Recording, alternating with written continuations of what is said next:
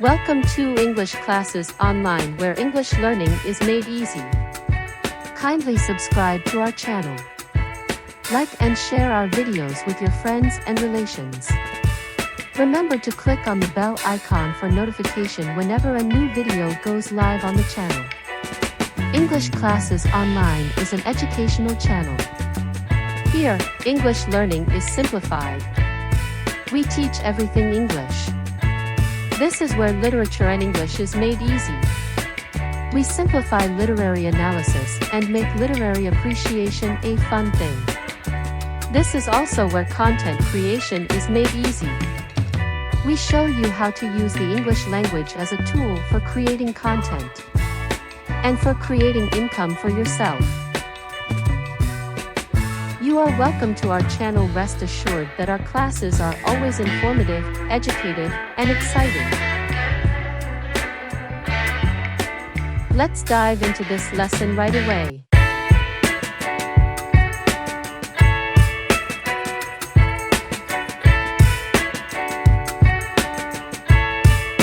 Hi, welcome to this lesson on summarizing a passage in a specified number of sentences. Summarizing a passage is a valuable skill that can help you to better understand and retain the information that you read. It can also be a useful tool for studying, research, and writing. In this lesson, we will discuss the steps you can take to effectively summarize a passage in a specified number of sentences. I am Benjamin from English Classes Online. Let's dive into it right away. The first basic question that needs to be asked is this: what do summary questions require you to do?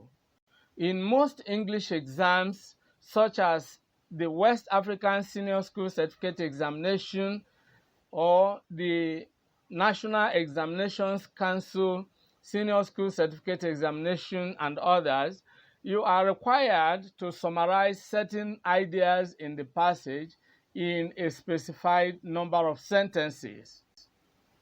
For example, A, in 3 sentences, one for each, state 3 benefits derived from forests. Or B, in 3 sentences, one for each, state 3 measures to control deforestation. These 2 questions are taken from the West African Senior School Certificate Examination of June 2020. Now, here are the steps that you need to take when answering such summary questions. Step 1, read the questions first. Now, this is very critical because reading the questions first will help you to know what to look for when you start reading the passage. Now, here are other benefits. It enables you to read with a purpose. You can now scan for the answers right away because you already know what you are going to look for. You can look for the answers the moment you start reading. Now, number 2, it facilitates understanding and saves time. So there are other benefits of reading the questions first. Step number 2, read the passage carefully and make sure you understand what it is all about. Having read the questions first, you already know what you are to look for in the passage. So read the passage with a purpose. That means read with the intention of identifying the key ideas required for answering the summary questions. Take your time to understand the main ideas and key points that the author is trying to convey. This will help you to identify the most important information that you need to include in your summary. Step 3, extract the points you are asked to summarize the moment you come across them in the passage. As you read each summary question again, use context clues to identify the points required in the question. What are these context clues? pick out the keywords contained in the summary question and use them as context clues when scanning for the required answer in the passage. Let's look at examples. A. In 3 sentences, one for each, state 3 benefits derived from forest. The keywords are benefits derived from forest. These are the keywords and they are the context clues. So when you start reading the passage, you will be looking for words that are similar to these. They could be the exact words or they are synonyms, and when you come across them, then that is a clue, is a signal that you have gotten very close to the answer, to the information you require for answering the questions. Question B, in 3 sentences, one for each, state 3 measures to control deforestation. Now, the context clues here, that is, the keywords, are measures to control deforestation. Now, having picked out the keywords, you are armed with them and they have become your context clues. You know, keys are meant for opening doors, and when you use these keys, these keywords, you are heading back to the passage and then you are going to scan for these keywords. Step number 4, reconstruct or paraphrase the points you extracted from the passage in your own sentences. You know, once you get back to the passage and start reading, you know, looking for answers to question A, for example, you are looking for benefits derived from forest, and the moment you come across them, you extract them. Now, having extracted them, they are the exact words of the writer, but you cannot present those exact words word for word as your summary answer. Otherwise, you will be guilty of what we call mindless lifting. You have just lifted or copied from the passage and you are going to lose a lot of marks. Now, what you do is to extract the answer once you come across it in the passage, and then step number 4 will be to work on the extract.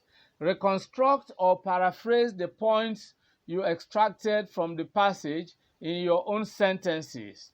To paraphrase the writer's sentences, you need to use certain word reduction methods. Now, there are a number of them, but we have included A, B, C, D here. A, change the perfect tense to the simple tense. Now, let's look at the perfect tense, you know, in sentence I. The soldiers have killed 10 insurgents. This sentence is made up of 6 words. If we change the sentence to a simple sentence, then what we have is the soldiers killed 10 insurgents. We have reduced the words to 5, okay? And of course, we can change killed to neutralize, which is a military term, or eliminated, if you like. So you change certain words, okay? Then B, change passive to active verbs. That's another word reduction method that can help you to reconstruct or paraphrase. Now, sentence I, this book was written by Adichie. We have 6 words in sentence I. In sentence I, we are changing the passive sentence to active sentence. Adichie wrote this book. So we have 4 words. When we change a sentence from the passive to the active verbs, then we reduce two words, as we have reduced from 6 words in sentence I to 4 words in sentence II. Now, example C, remove modifiers. That is another word reduction method. What is a modifier? A modifier is a describing word. Sentence I, Ada's bag is blue in color. We have 6 words, and actually in this sentence I, you have some kind of tautology. Blue is color, in color is redundant, okay? So what do? We eliminate the modifiers. The modifiers here are in and color. So we are going to reduce 2 words. And what we have in II is simply Ada's bag is blue. So we have 4 words. D, remove examples or illustrations. Sentence I, most of the roads are full of potholes and some are too narrow to accommodate 2 vehicles coming from opposite directions. We have 21 words. And so when we remove the examples or illustrations, we reduce the sentence to 6 words, from 21 words to 6 words. And so what we have in sentence II is most of the roads are bad. You see, so that is exactly how you can paraphrase or reconstruct your extract from the passage. Step number 5. Present your answers in the specified number of sentences. Make sure you use 3 sentences to convey 3 points as specified in the question. Now, I'm referring to the question we saw as example, and that is in 3 sentences, 1 for each, state 3 benefits derived from forests. You cannot write 4 sentences where you are required to write only 3. In this question, you are required to write 3 sentences. So if you write 4, you will lose marks. Keep in mind the number of sentences specified. Try to be as concise as possible. Remember to use your own words and avoid copying phrases or sentences from the original passage. Step 6. Make sure you use complete sentences in your answers. Avoid the use of phrases, subordinate clauses, or any other incomplete expressions. Don't forget, you are asked to summarize in sentences. You are not asked to summarize in phrases or in any other kind of incomplete expression.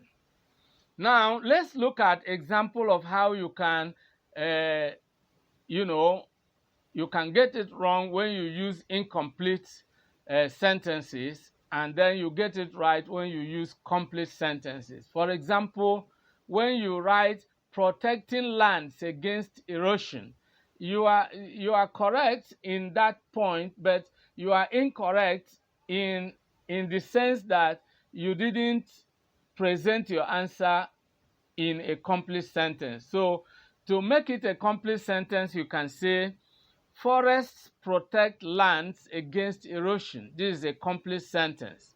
Now, another example, when you simply say bad roads, maybe if you are summarizing a passage that discusses the factors responsible for road accidents, and one of the points is bad roads.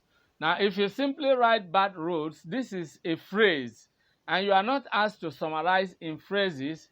You must summarize in sentences. And so, instead of saying bad roads, you should write, the roads are bad.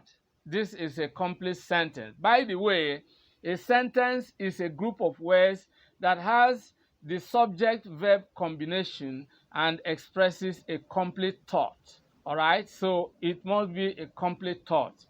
Step number 7. Cross-check your work. This is important. Make sure that you have included the most important information and that your summary is clear and easy to understand.